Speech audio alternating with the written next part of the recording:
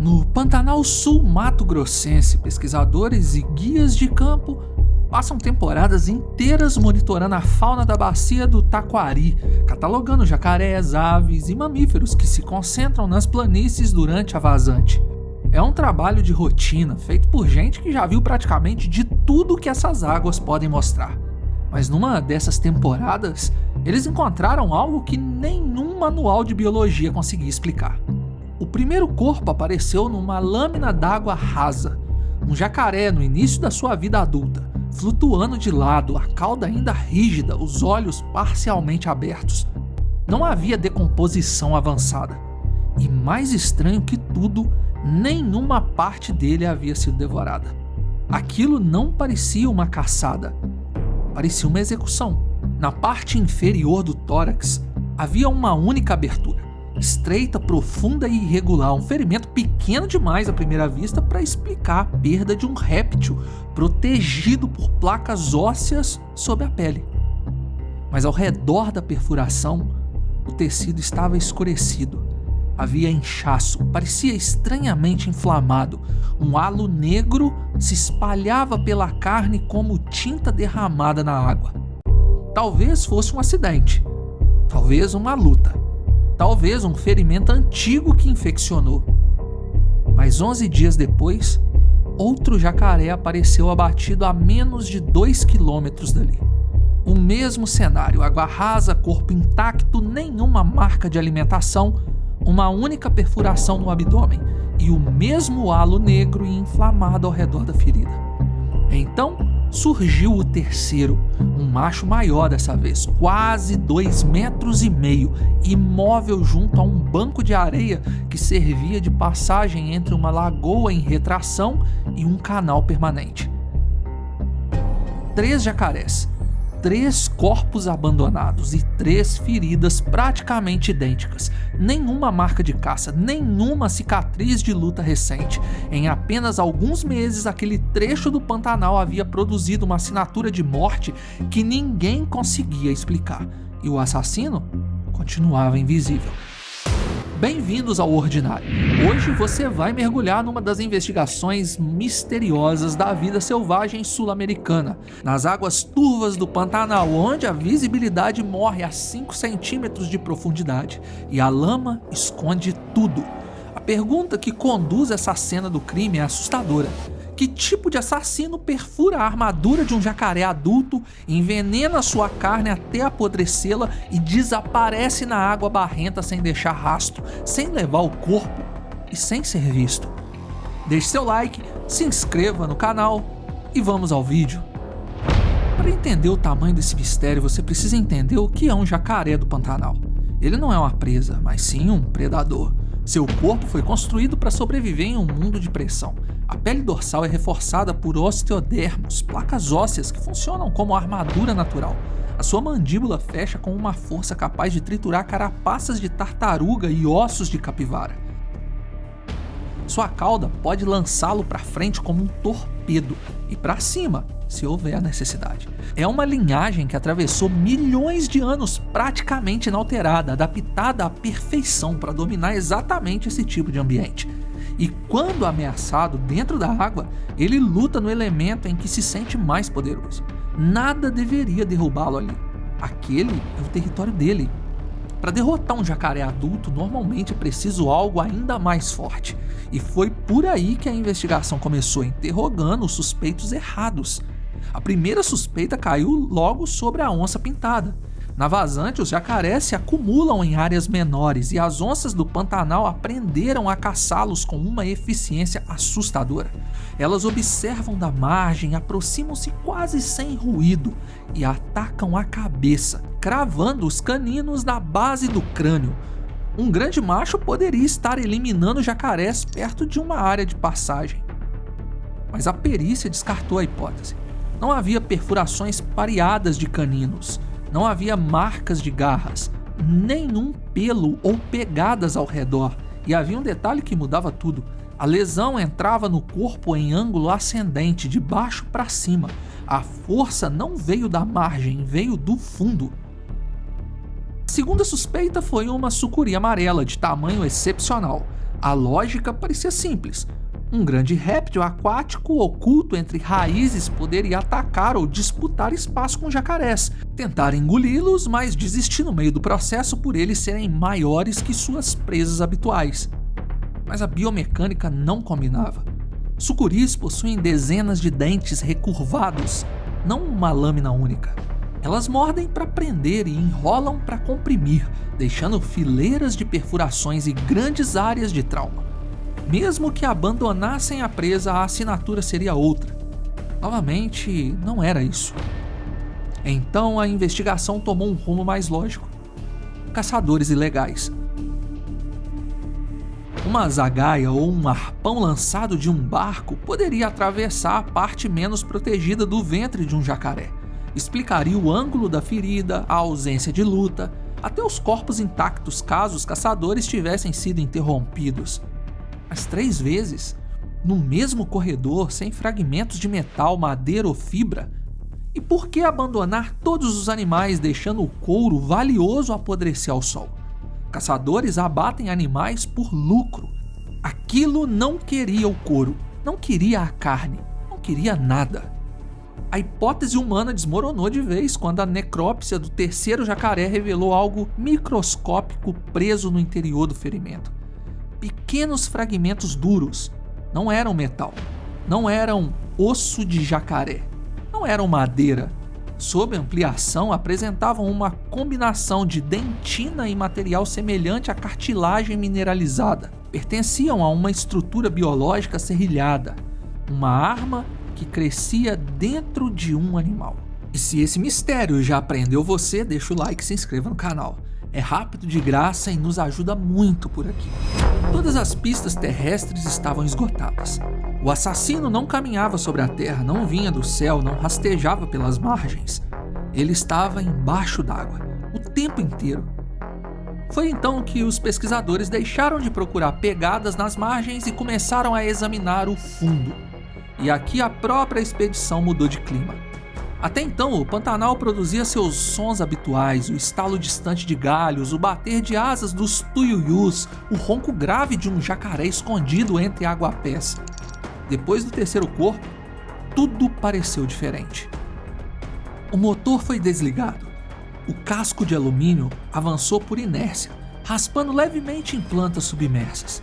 A água batia nas laterais com pequenos estalos. Um cheiro pesado de lama quente e carne se decompondo pairava sobre o canal. Um dos guias encostou o remo no fundo. A ponta desapareceu quase inteira. Quando ele a puxou, uma nuvem de água e lama subiu do sedimento e mexeu o rio ao redor do barco. Por alguns segundos ninguém conseguiu enxergar nada na água. A sensação era de flutuar sobre um poço sem fundo, embora a profundidade não passasse da cintura de um homem adulto. E era exatamente isso que tornava o lugar tão perigoso. Não havia espaço para um predador gigantesco se esconder. Mas também não era preciso. Bastava alguns centímetros de lama. Foi ali que a equipe percebeu o padrão geográfico. Quando as posições dos 3 corpos foram marcadas no GPS e colocadas no mapa, elas não estavam espalhadas ao acaso, formavam uma linha. Alguma coisa ocupava aquele corredor estreito e atingia tudo que passava rente ao fundo, sempre no mesmo ponto. Um sonar de varredura lateral foi levado até a área. O equipamento lançou pulsos acústicos sobre o leito e começou a desenhar aquilo que os olhos não conseguiam enxergar. Troncos, depressões, cardumes, irregularidades no fundo, e então apareceu uma forma quase circular, larga, achatada, parcialmente enterrada no banco de areia exatamente ao lado da rota usada pelos jacarés. Quando a equipe repetiu a passagem, a forma continuava ali. Na terceira varredura, ela se moveu. Primeiro, uma borda levantou a lama. Depois, o disco inteiro deslizou alguns metros, revelando uma cauda grossa atrás do corpo. O assassino finalmente tinha uma silhueta. Era uma arraia de água doce de grande porte. Uma Potamotrigon brachyura, a arraia gigante, espécie associada às grandes bacias do Paraná, Paraguai e Uruguai, e considerada uma das maiores arraias exclusivamente fluviais do planeta, extremamente rara de ser encontrada em seu tamanho máximo. E aquele espécime não era apenas grande, era colossal, ultrapassando com folga o tamanho normal, com quase 2 metros de diâmetro e pesando mais de 100 quilos. Ela não possuía garras, não possuíam presas capazes de rasgar um jacaré, não perseguia grandes animais, alimentava-se na verdade de organismos muito menores que triturava no fundo, mas carregava na cauda uma das armas defensivas mais eficientes das águas sul-americanas. E aqui está a parte que subverte tudo o que você imagina sobre um assassino em série no reino animal. A arraia não estava caçando, ela nunca esteve. Ela não era uma caçadora de jacarés, era uma mina terrestre viva. O seu corpo achatado desaparecia sob uma fina camada de sedimento. A coloração dorsal quebrava o contorno do disco. Apenas os olhos e as aberturas respiratórias permaneciam acima da lama. Naquelas águas onde a visibilidade morre a poucos centímetros, um jacaré nadando lentamente sobre ela não perceberia nada até tocar o seu corpo. Nesse instante a cauda reagia, não como uma agulha lançada para frente, mas como um chicote muscular que se curvava e golpeava para cima.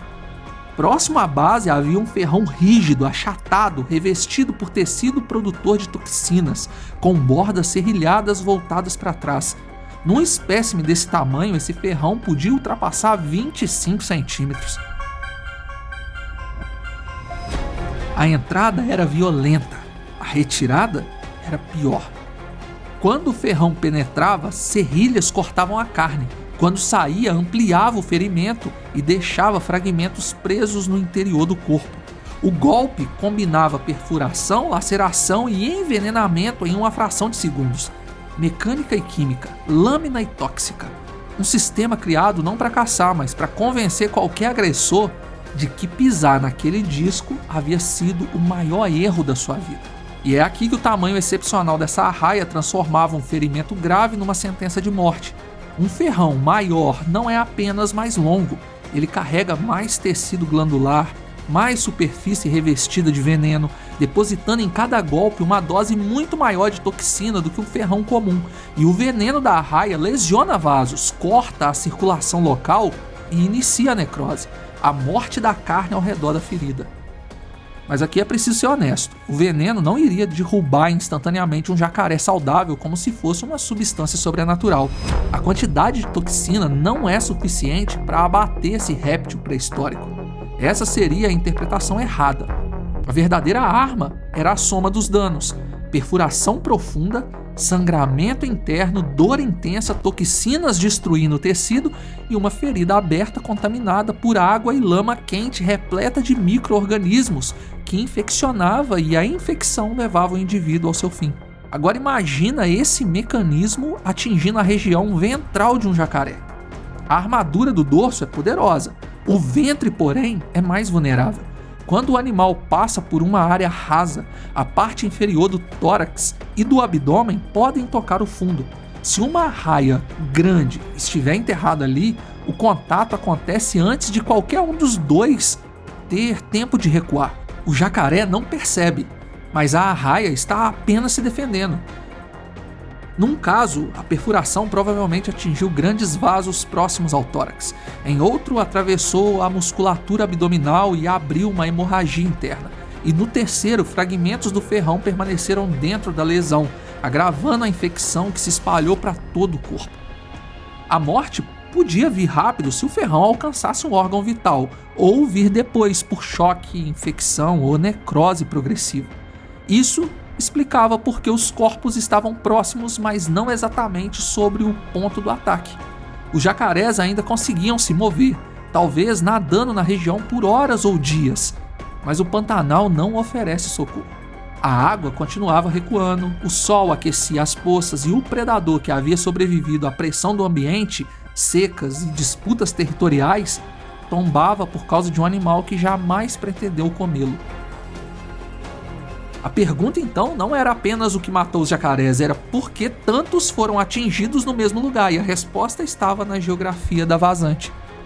À medida que os campos secavam, aquele banco de areia se transformava em passagem obrigatória entre duas áreas de água permanente. Para uma grande arraia, era um ponto de alimentação e repouso rico em oxigênio. Para os jacarés, era uma rota curta entre áreas de caça. Duas estratégias de sobrevivência ocupando o mesmo metro quadrado. A arraia se enterrava para não ser vista. O jacaré deslizava rente ao fundo para não ser visto por suas presas. O predador e a armadilha usavam a mesma invisibilidade para coisas diferentes. E sempre que o corpo pesado do réptil pressionava o disco, a arraia respondia com o único recurso que podia. Ela não atacava por crueldade, não defendia um império, ela não colecionava vítimas, ela apenas reagia. E há uma camada final que torna tudo ainda mais implacável. Ao detectar o exemplar de arraia, verificou-se que aquele espécime era uma fêmea ocupando uma área protegida e oxigenada durante um período de grande pressão ambiental. Bem, cada gatilho disparado não protegia apenas o próprio corpo, mas a estratégia de sobrevivência mais antiga e inegociável da natureza: permanecer, resistir e se reproduzir. Os pesquisadores continuaram monitorando o local. A arraia foi medida à distância com imagens acústicas, catalogada e deixada em paz. Nenhuma captura espetacular, nenhuma vingança, nenhuma tentativa de remover o animal que apenas ocupava seu habitat. Nos dias seguintes, os jacarés começaram a usar outras margens, contornando o banco de areia. Não porque compreendessem veneno, ferrões ou necrose, mas porque animais sobrevivem reconhecendo lugares onde o risco se repete. O corredor da morte foi abandonado e a arraia permaneceu lá no fundo, silenciosa, quase imóvel, coberta de lama. Nós gostamos de imaginar a natureza como uma pirâmide simples. No topo a onça, logo abaixo os grandes répteis, depois os animais menores condenados a fugir ou servir de alimento.